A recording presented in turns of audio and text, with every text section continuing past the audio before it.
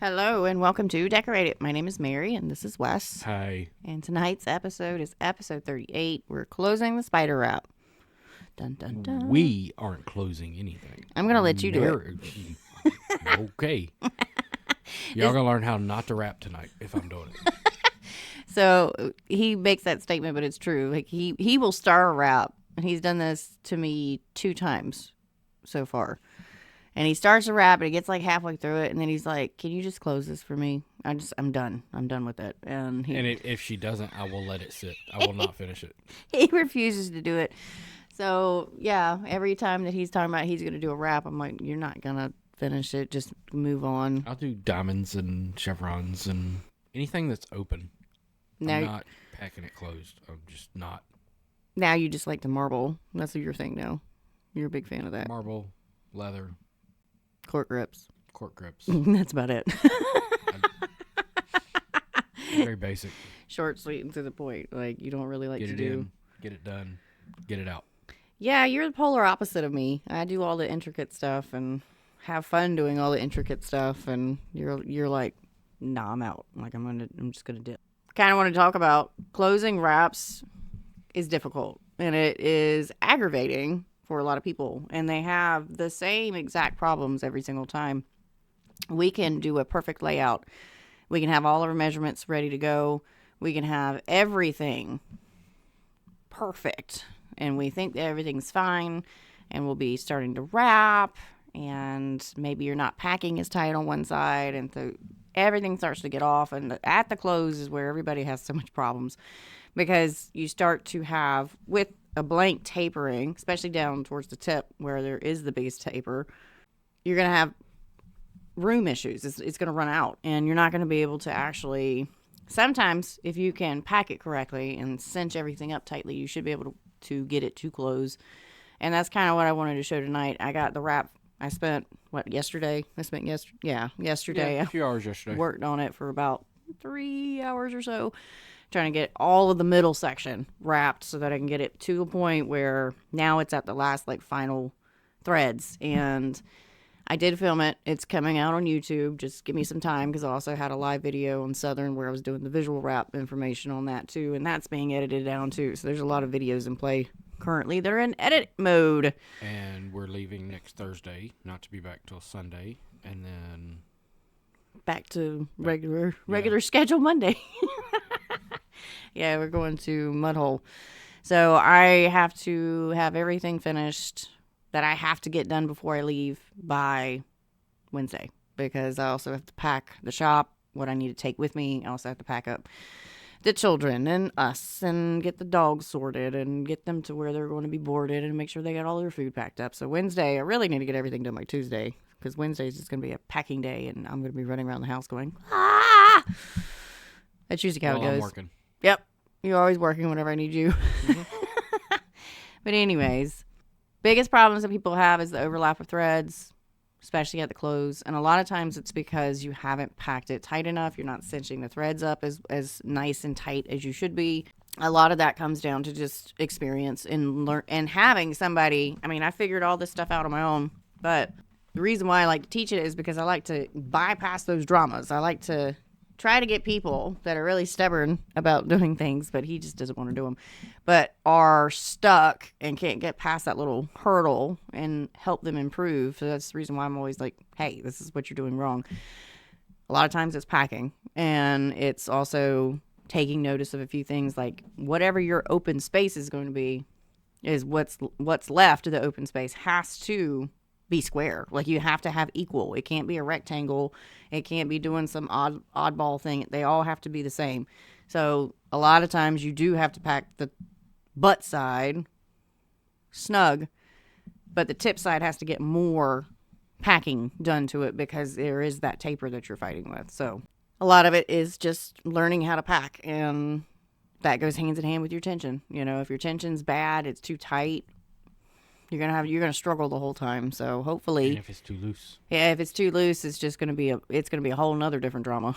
You're not gonna be able to get it to stay put, and it's gonna do some weird things too. So the video for YouTube for the middle of the wrap, you'll see a lot of that little mannerisms that I'm doing, techniques that I'm using to make sure everything is packed tight. Because there was one point where I finished wrapping and I was starting to straighten everything up, and I literally moved my threads like this much into the pattern. But if you had just looked at it, it was fine. I didn't have to do that, but I was cinching it up to make space for the rest of the clothes.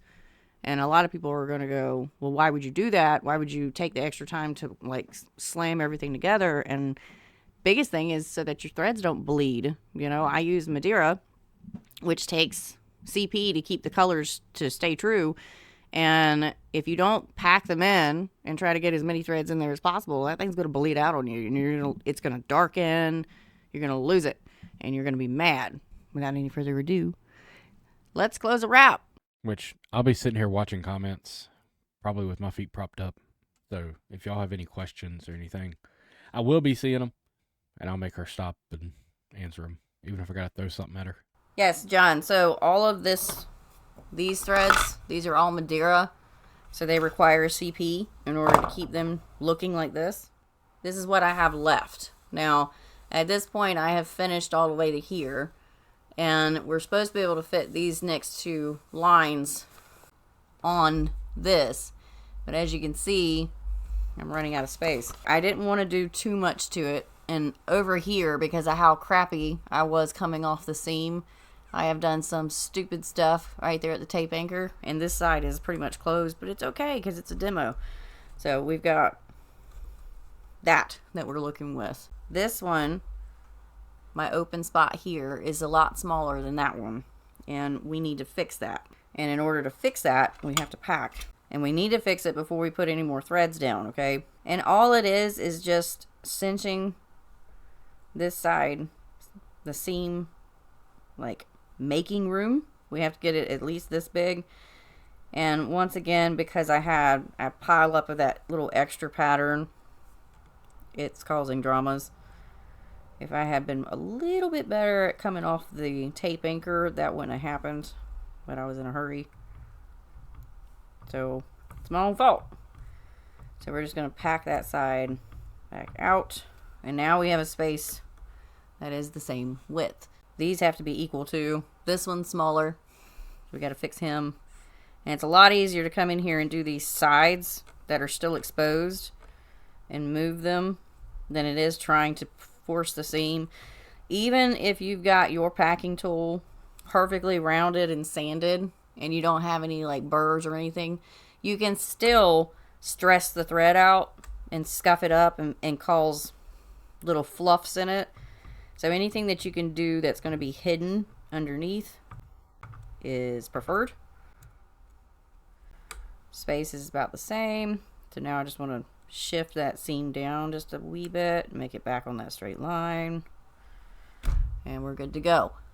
All right, equal open spaces. That's the biggest, most important thing to pay attention to.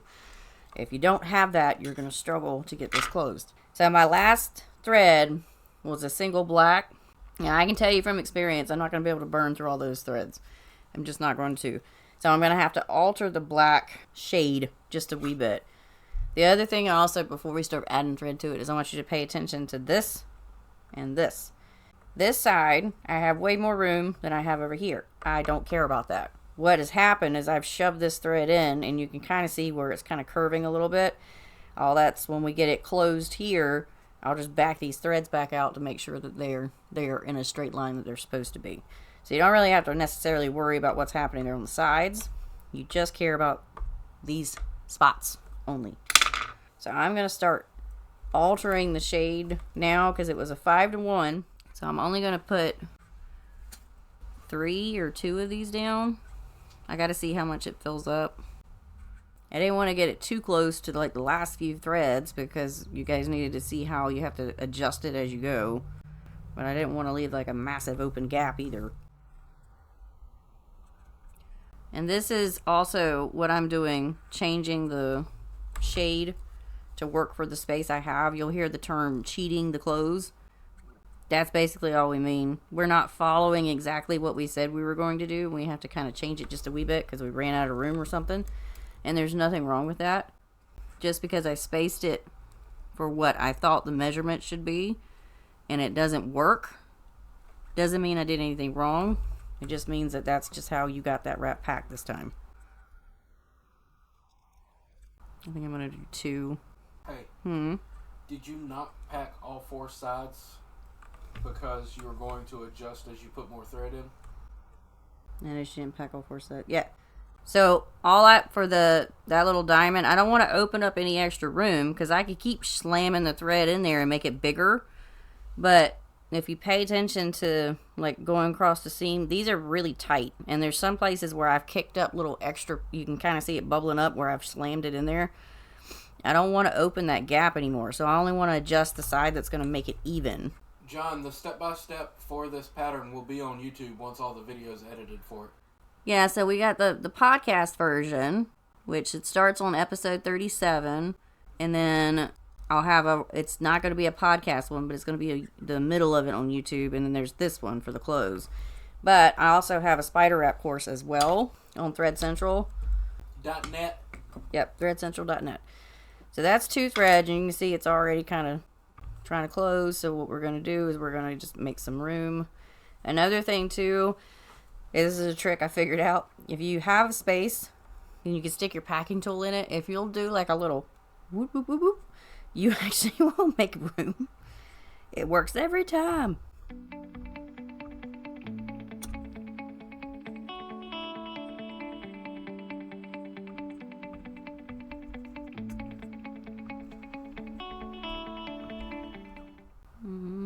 Can't tell where that one split. There it is. I have to keep my head further away than I normally do so I'm not in the light or in the camera. The whoop whoop whoop. You like my noises to things? I have a lot of them. Alright, so I'm going to put 2 of the black in there. I'm completely ignoring my pattern at this point. The goal here is we're going to try to squeeze 2 black threads, 1 more of the darkest red, and then maybe 3, but I got a feeling that I'm going to have to just modify that. This is why I spent so much time in the beginning trying to figure out how much space I had, because I wanted this to do an exact shade all the way to black, but cheating the clothes with the black's not that big a deal. Because that dark red darkens pretty good. Even with CP, it darkens up pretty good, and it'll look like a natural, just poof, right into it. So spiders are really versatile. You can do them on big blanks. You can do them on small blanks. So, they look really good on ice blanks. They look really good on surf rods. So it's actually a good pattern to just use on all size blanks. I'm running out of room. Doo-da, doo-da. I really did a crappy job of coming off of those tape anchors in the name of speed yesterday.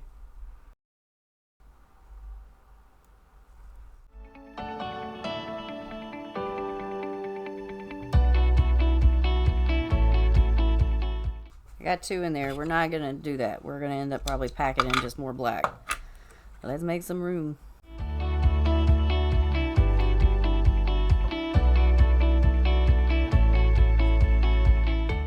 Here's another thing too. That thread is crossed because of how I laid it in there. If you can get your tool in between cross threads and just find it and go along the sides, you can actually uncross them.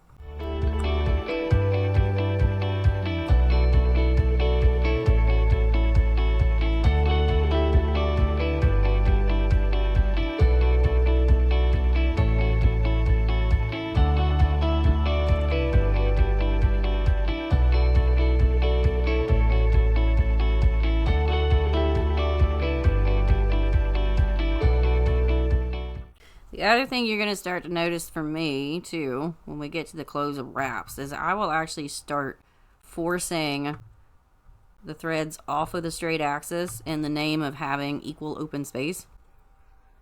Because I can go back in and straighten it up. I'm not worried about that. Because all we care about is that little itty bitty diamond right there. So if we need to drag something down below or push it up, that's fine.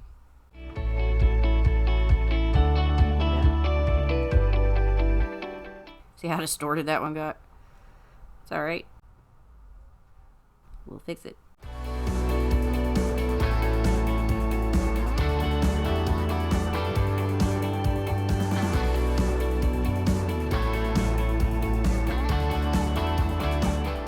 Can I make that have more room?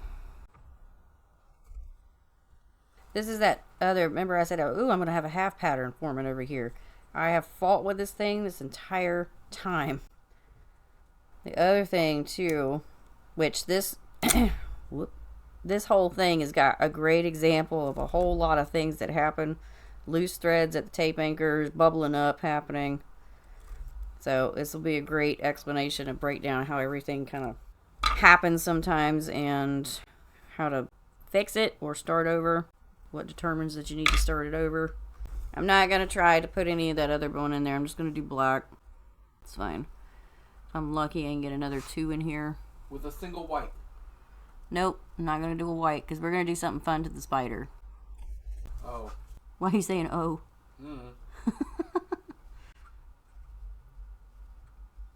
Because right now, even though the white spider stands out from the red background, it doesn't stand out as well as it could. There's nothing like wrapping in the dark. This is really going to mess my eyes up. Looks pretty bright from here. It's so dark for me.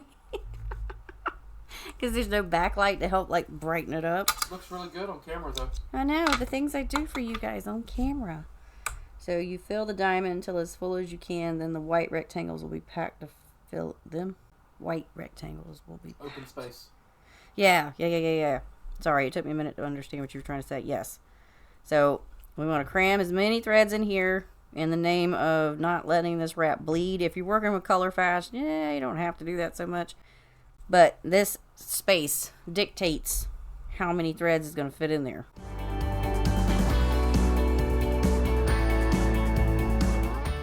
Now, the other thing, I'm going to show you another little trick. This seam right here, we can cinch it up. And to do that, what you would do is get your packing tool, push down on it, and then push in.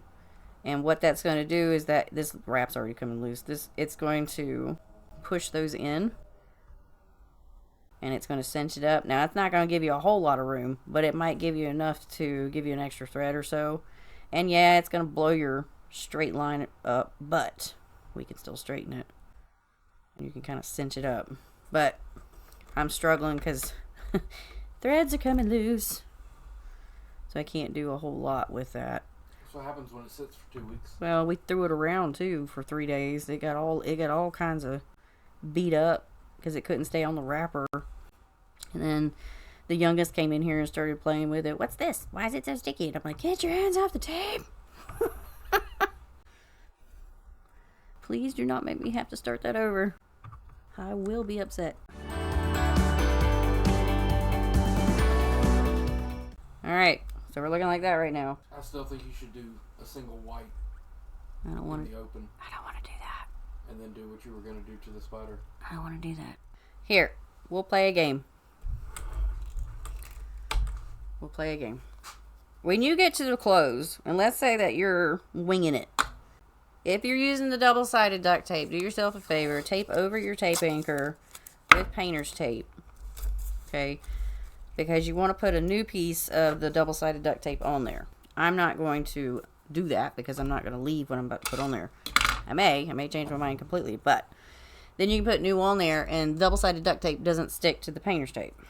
Now, I've been using Pro Route A, Color Fast. Anytime that you use white in a wrap, it has to be Color Fast or NCP or no CP, whatever version of that you have found. But I want to show you a big difference in how just a single thread can change how a wrap looks. The other thing is NCP, White, Color Fast, Pro Wrap, all of them are bigger than others. And it has something to do with the final like process of them putting it through there. They're the bleach and everything. So white is typically usually bigger, which means that this white's going to fill in this open gap real quick.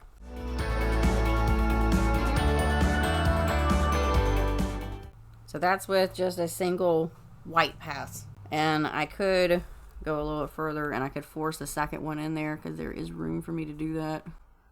Wait, I need to wrap on this side of that one, just to kind of help close that up a wee bit.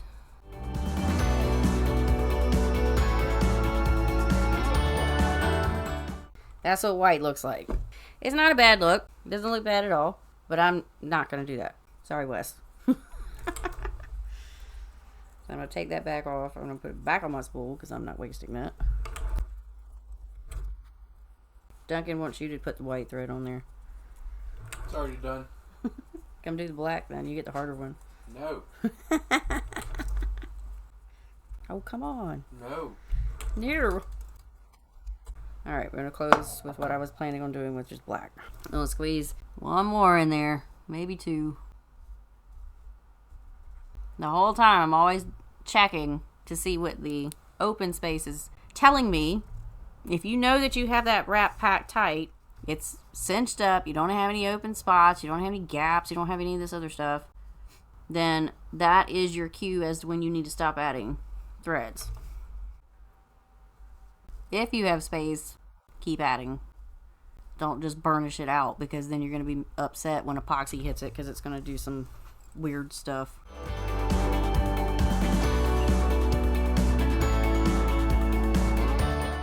Do I have room? That is always the question. I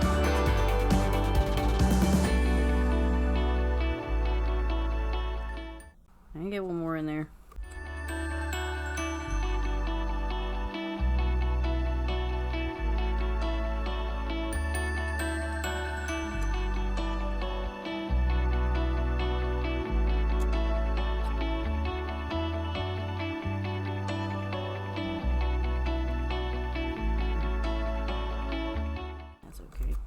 That way.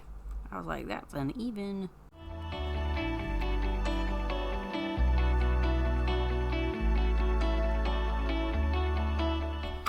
Uno más.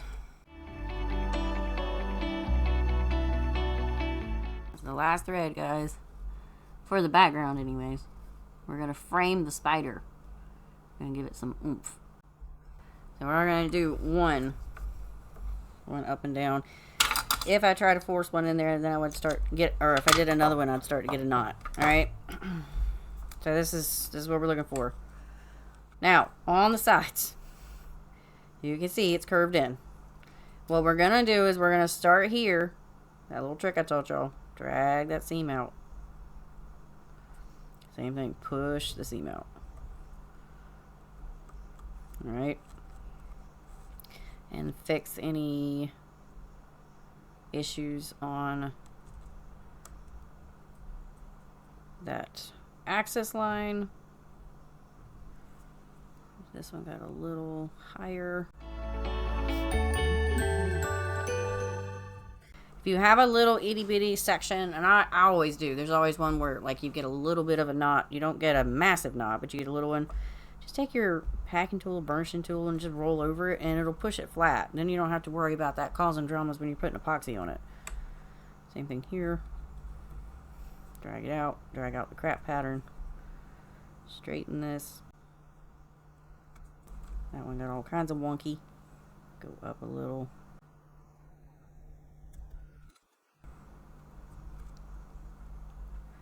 Before we start closing these, when you have patterns, whether it's a spider or it's a sparkler or anything that has these arms, you really want to make sure that you get it packed super tight underneath to keep the arms from separating. Because like in this one, see how I've got one that's like trying to just not do what it's supposed to? Get in here and push this so it forces it to cinch up, and push that entire line. Don't just push right there at the edge. For me, I'm a bigger fan of having it really, really tight. And if I get one that doesn't want to behave, I'll put a frame on it. I do it for a lot of reasons. I do it to outline it, and I do it to make threads stay together. Yes, Duncan. Yes. A big one, a big knot, that kind of knot. That you can't fix. That's a oops. It ain't never going to be fixed. But itty bitty knot, like what I had, where the thread is just overlapped over the other one, fixable. Roll it flat.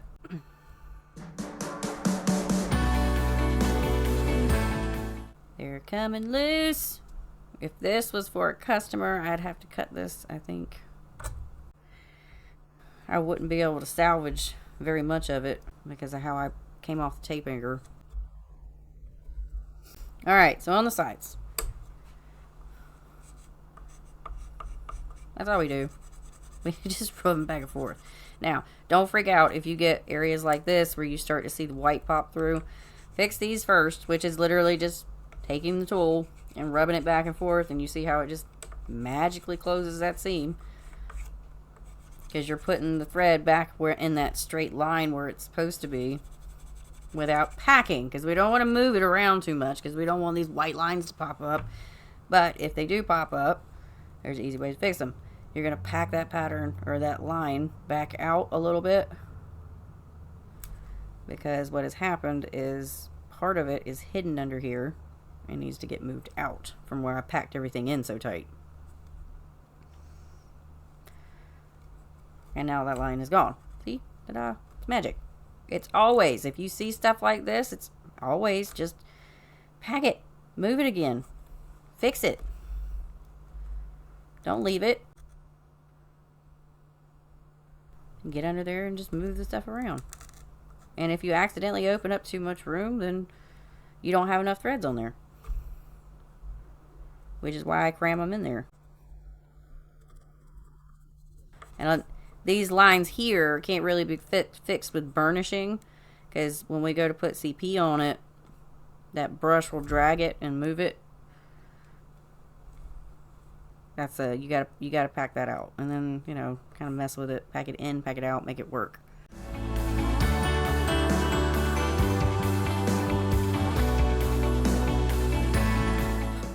I keep just jacking up the spiders.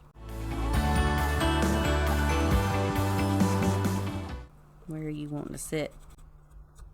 Oh, you're gonna be a booger. Okay. I got you. I can fix you.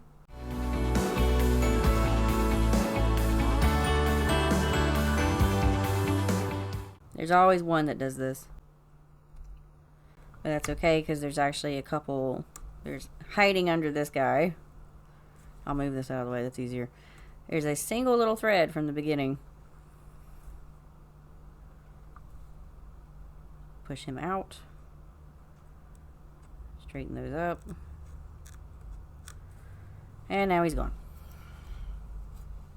Ta-da! And we can do this all we want to. If you have little hiccups where like a thread is poking up or something, same thing with these. You can drag these seams too. Usually it just means that you've got one that like popped on top of another one. Sometimes you have to try to split them to get them to lay flat. Sometimes they won't. That one laid down. But that's it. The biggest thing is pay attention to them open spots and pack it accordingly. She's finished, but I want to do something else, because one of the biggest things that I learned, not only does contrast really matter, red against the white background stands out really great, but outlines make things look so much better. So keep a mental note, what it looks like right now. Outlines on spiders. This goes against everything I ever teach you. You're going to pull really tight. We want some pretty good tension on this, because this is all this thread is only going to be holding itself on there. And there is no issue, no rule that says you can't just keep wrapping on top of it to make it do whatever you need to do. So, you know, like if you get to this point and you're like, oh, I wish I had done like a little bit of a bigger spider. Cool. Wrap a couple more passes, you know, connect them. That's one of my favorite things to do is connect patterns. Add a frame to it. There's nothing wrong with wrapping on top of the thread a little bit. The only thing is, keep in mind, anything that pokes up over the bottom layer of the background is going to be at a different level when you go to do epoxy. Therefore, you're going to have to pay attention to make sure you have an even coat and it stays level. Single thread. Oh, look, I see an error. That's another thing, too. Take a picture of your wrap when you get done with it, and then you can see all the things that's wrong with it. I don't know why, but it works every time. That fix that? Yeah. And then just hack this thing, especially on the corners. Because you wrapped at a really hard, like higher tension, you can cinch these up on the points here. And usually any discrepancies within the spider itself will usually tighten up. See how that works? Now we've got clean looking spiders with a little bit of an outline just to kind of make them stand out a little bit more. And you also cause them to be tighter. Cinch up nice and tight. Just gives it a little bit more definition. That's all it does. Alright, let's talk about the things on the tape anchors and stuff. Really, really bad, trashy tape anchor. You can see the bubbles forming because I laid it in the wrong spot again. I keep having a habit of that here lately. And that thread has come loose.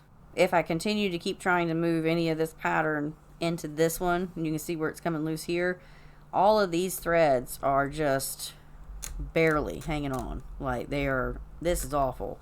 If this is happening early in your wrap, like you're halfway closed, right? You're halfway there, and this is happening already, you are on a clock at this point to get this wrap done before you have to toss it. Because every time that we shift any of these threads around and we end up moving these threads over here, because now this thread is loose, you probably saw it whenever I was packing this side, all of these are going to start misbehaving and not laying where they're supposed to. Like I have a red here that's overlapped for whatever reason, and as I continue to keep playing around with it, it gets more and more raised.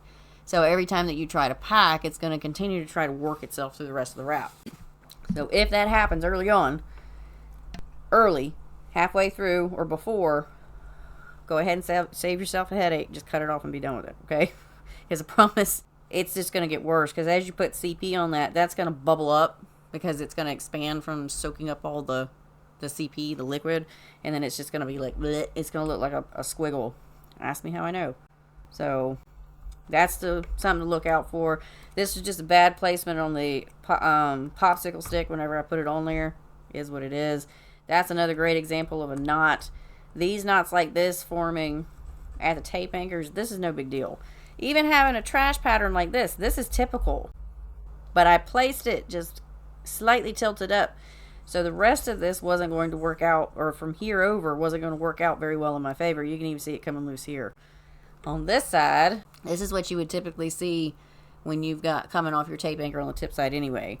It's funny how regardless if I'm working on a straight taper or I'm working on a blank, I'm still going to get this stuff. So that's a big pile. And then as this wraps over itself, this stuff isn't loose down here. This is all pretty much at the same tension and not coming loose. But I had to really, and you can see where I started to fail getting this to line up because this spider was curving here. And that was the bad angle that I was coming off of the tape anchor or my wraparound at this point. So a lot of the dramas on this side would have been prevented if I had just taken my time with the placement initially. And also yesterday, I did it to myself too, where I was speed wrapping. I was trying to get through it and I did it to myself. It is what it is. So that's all things to kind of look out for. Congratulations. That's how you do a spider. Woohoo. So that's all my little tips and tricks. It's basically keeping that open space the same amount. And don't be concerned if you are accidentally getting that axis off of its line. Because at that point, I know my spider is running true. I know that the first part of that background is running straight and true. So if I shift anything at the close, that's fine. I'll just go back and shift it down to fix it, or shift it up to fix it and just straighten it out. The goal is to get those threads in there so that they close as easily as possible. And for once, that one wasn't much of a pain. It was just dealing with working in that short of a space and having really bad angles coming off the tape anchors caused that wrap to be shortened. 2 decent patterns on both sides, so not too bad for a demo. Not acceptable for a customer, but for a demo, not too bad. Especially when I kind of flew through. Because that one, I was speed repping yesterday. I was like, I was trying to get it done. As I said, I do have a spider course. Like, it's a course that you go on to ThreadCentral.net, and it's from start to finish.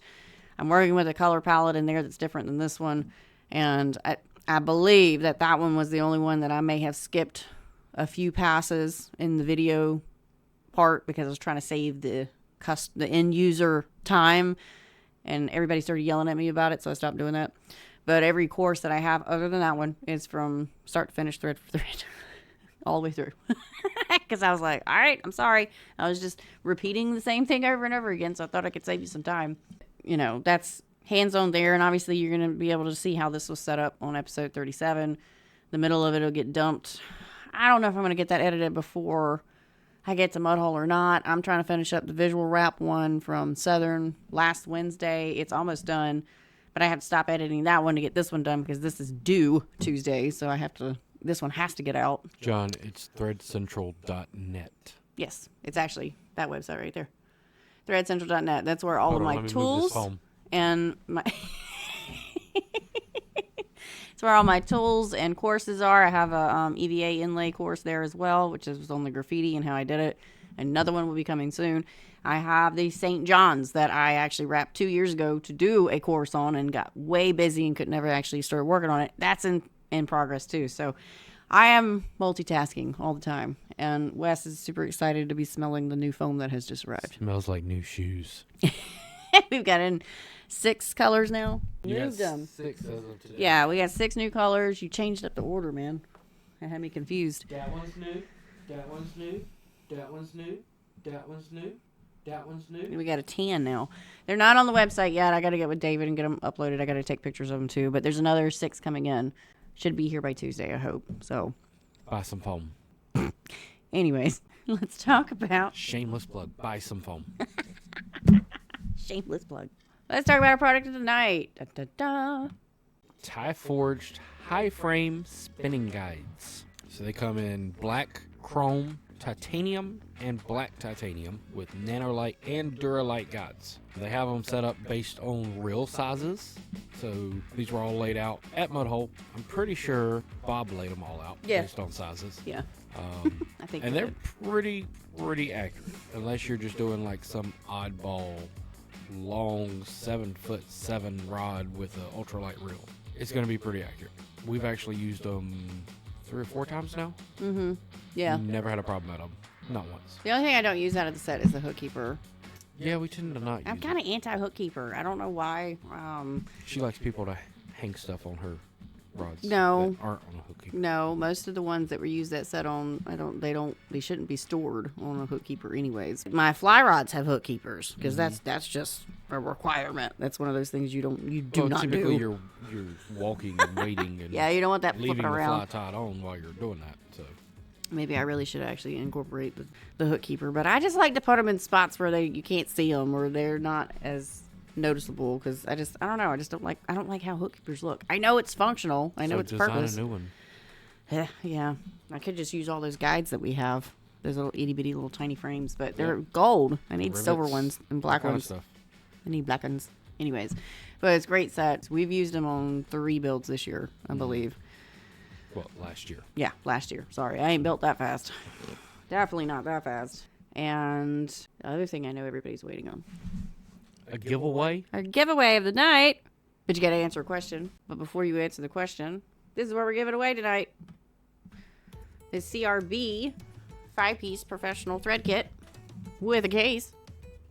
I have it. We use it. Comes with a thread pick, tweezers, and 2 different pair of scissors. And you also take that little pick that's in there, and this is the reason why I incorporated it tonight. You could actually sand down the tip, make it round. Mm-hmm. Use that as a packing tool. Yep.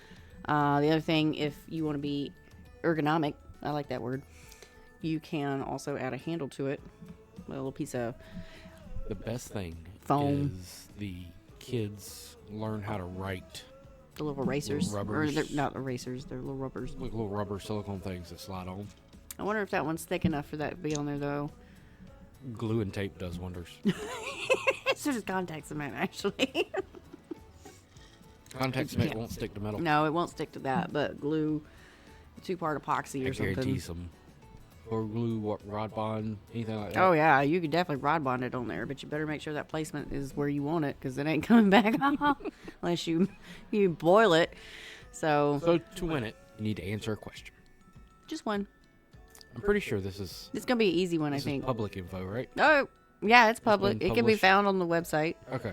Yep. How many classes, different classes, not individual sessions, how many different classes are we together, combined total, teaching at the advanced seminars next weekend? Nah. Yeah. We're driving down Thursday to go.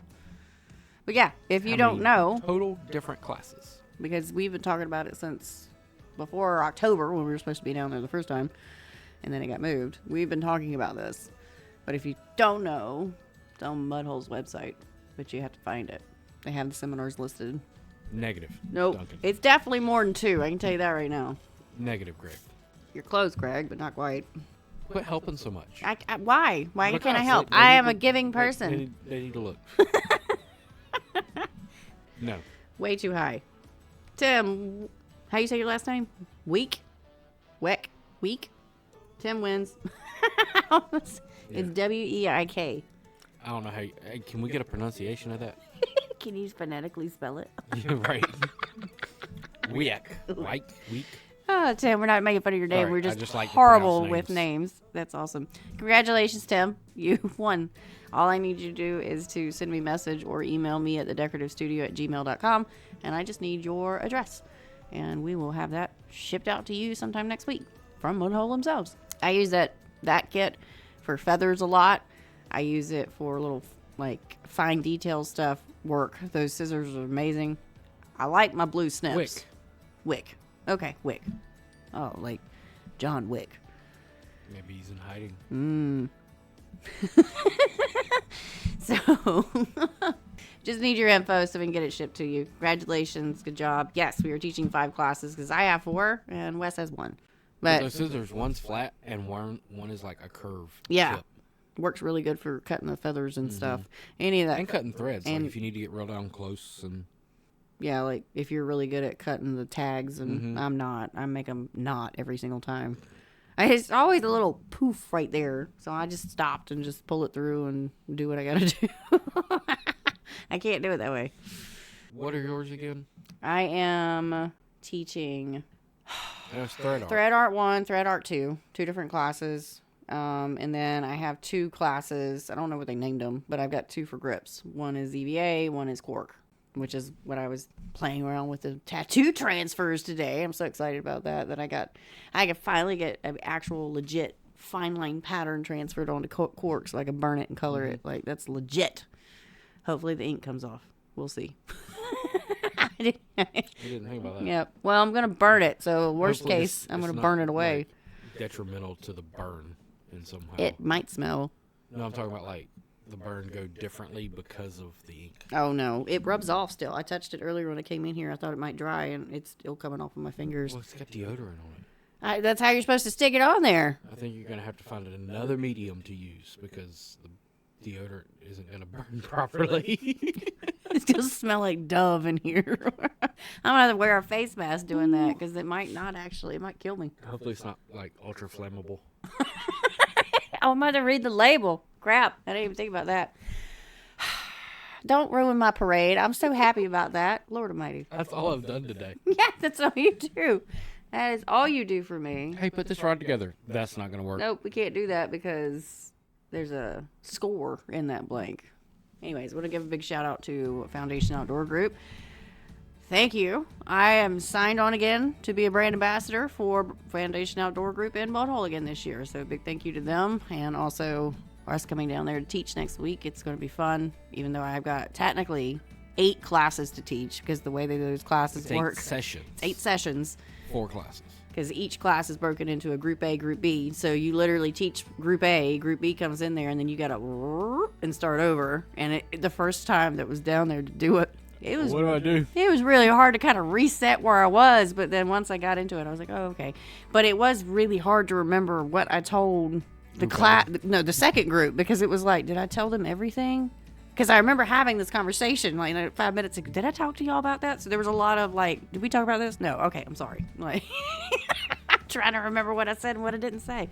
But it's actually really fun. So, and then Sunday, it's Sunday fun day for me because all 2 of my classes are back to back, and I only get a 30-minute break. And Bob's like, I'm sorry. And I'm like, it's fine, dude. Like, I don't mind. But it's going to be fun, and I'm really excited about it. And we are also going to be going to iCast. So thank you, Foundation Outdoor Group, for inviting us again to iCast, because we love iCast. So much fun. So much fun. You are welcome, Tim. You are welcome. I'm glad that I'm helping. I've had quite a few people lately tell me, like, man, I don't ever comment, or I don't ever really like interact with your stuff, but I've learned a lot. And I'm like, thank you. That means a lot. Like, I'm glad that it helps. You know, I put myself out there. I deal with bull crap. Bullshit. Yeah, I deal with a lot of crap on the internet side, but I'm glad that it helps because it makes it worth it. And I just want everybody to have fun, build rods, make cool things, do things that are different. Thank you, Duncan. And we're going to have a great time because we're going to be hanging out with the Mudhole crew. Like, you can't not have fun being around Bob, like, or Todd, Vivian, either. So, and then also we're going to see our friends, Fluffy and Brooke and Hunter and the whole crew. Everybody, Mo, like the whole crew, which I wasn't going to tell them, but I might as well because we were already talking about it. But all 6 of those grips, then I'm working for the cork burn class. I'm going to stage them, but I'm going to try to gift them to everybody down there because why not? You know, thanks for doing this. Here's a present. I made it here. Look what I can do. Present. That little, what was it? It's not a ferret. It's the little cutesy tall thing that's holding a little baby. Otter. Thank you. It's a little otter going. Look what I made. I made this. Whatever that meme was a long time ago. But yeah, closing a wrap is just, it's a patience thing. As long as you got set up properly from the beginning and you did measure everything. And I know I started this with saying that sometimes it's not perfect, but it really is it comes down to packing.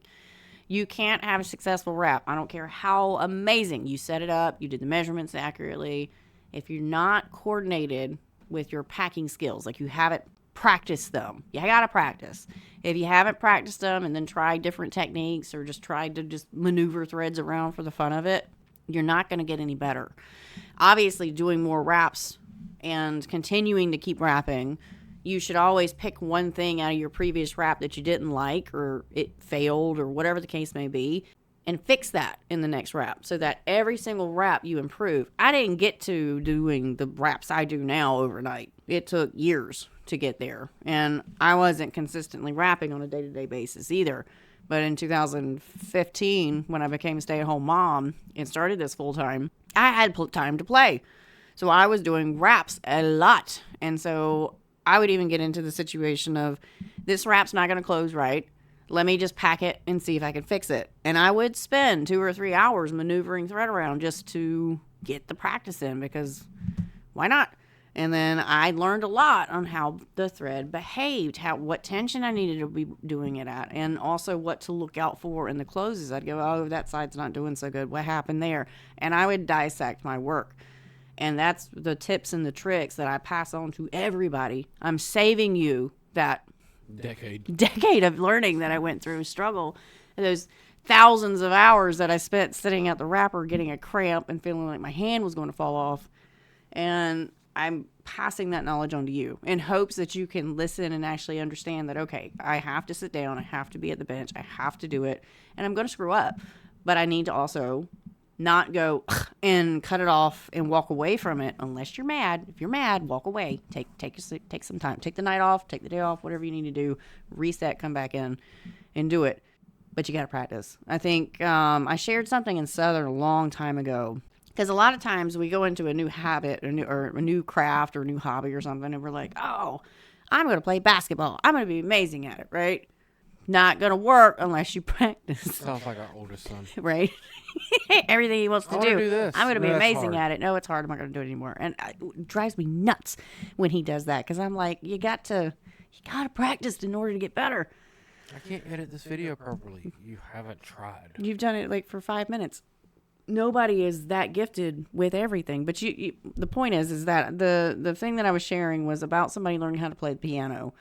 And it said something about the physicality of your body learning a new skill, if you will, and doing raps as a skill takes somewhere in that 2,000 to 5,000 hour range for you to become an expert at it, right? Now, you don't have to spend 2,000 hours, 5,000 hours sitting down and rapping. You can continue to improve. Just pick your work apart or have somebody else critique it for you. Just don't have feelings while you get critiqued, okay? Because we're really proud that we sat down and did it. And as a beginner, it was hard for me to hear some stuff. Woo, it was hard.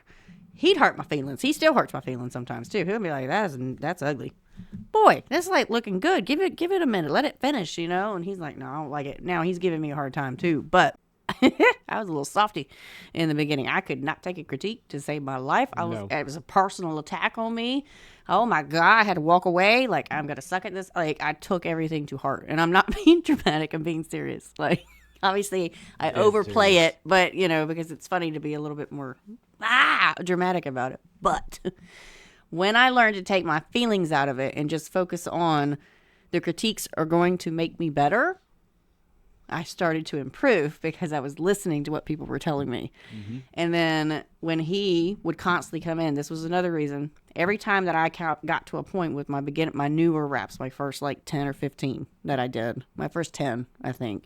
If I mentioned that there was a problem, this fool would immediately, quickly snatch a razor, walk by, whoosh, and slice it before I even could object to it.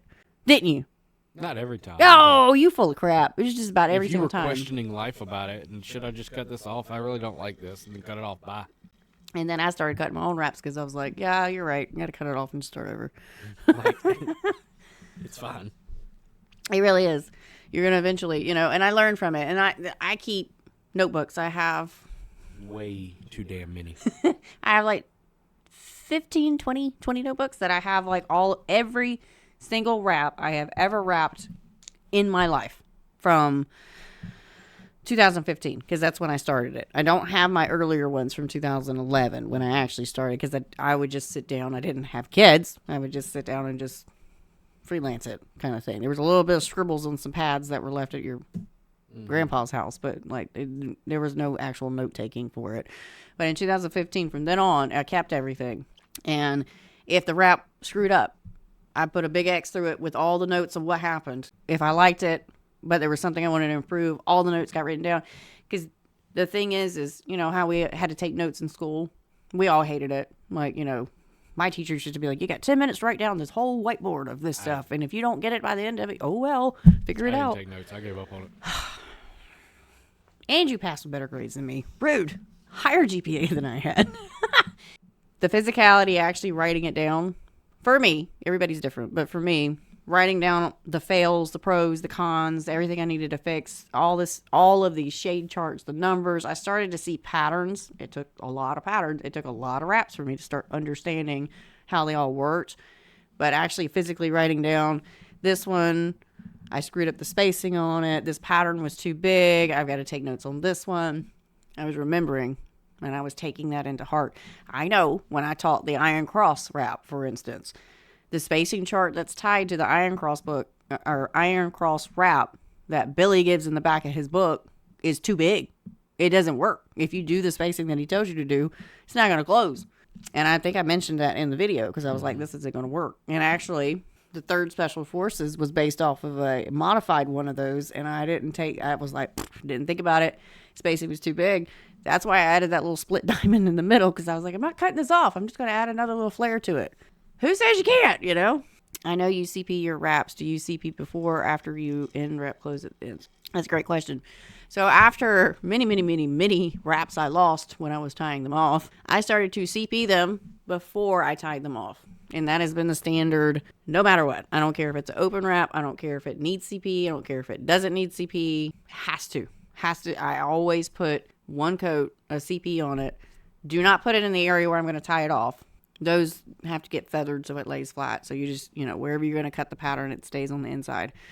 And then tie it off. That's helped me from losing quite a few wraps because I lost 3. 3 was enough. 3 was enough for me to go, I'm not doing this anymore. Mm-hmm.